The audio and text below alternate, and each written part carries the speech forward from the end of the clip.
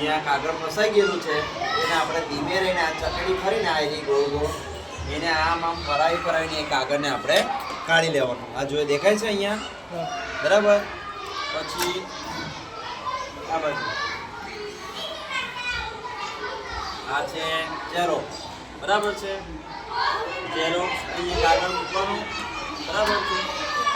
અહીંથી પછી નીકળે. જો તમારે આગળ પાછળ પ્રિન્ટ કરવું હોય તો અહીંયા બે બાજુનું દબાવવાનું બરાબર. અહીંનું બેક વાળું બી દબાવવાનું બંને સાઈડ. એટલે એ કાગળ અહીંથી નીકળે પાછું એને અહીંથી લઈને પાછું નીકળે પ્રિન્ટ થઈને પણ અહીંયા અંદર જઈને પલટાઈ જાય અને પાછું આવે. આ જે છે એ ફરે. સ્કેન પણ થાય, સ્કેનર પણ છે. પછી આ છે અહીંયા આપણે દેખાય છે આ કાગળ મૂકવાનું છે. શું મૂકવાનું? કાગળ.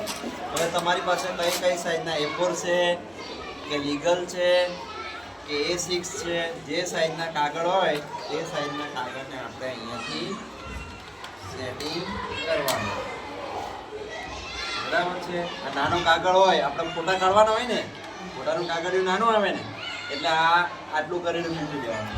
જેમ જેમ આપણે વધારવાનું હોય તેમ લાંબુ કાગળ હોય એને ટૂંકું કરવાનું હોય. અહીંયાથી આ જે છે એને આમ દબાવીને ખેંચવાનું એટલે આટલું કાગળિયું હોય જેટલું કાગળિયું એટલું આપણે કરી દેવાનું બરાબર છે. એની સાઈઝ હા, એની સાઈઝ પ્રમાણે. પછી આને પાછું જવા દેવાનું.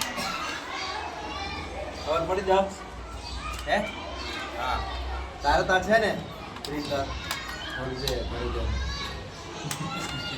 પાછું આને હતું દેવું કરી દે. ને આમાં કાગળ મૂકવાનું. શું મૂકવાનું આમાં? કાગળિયા.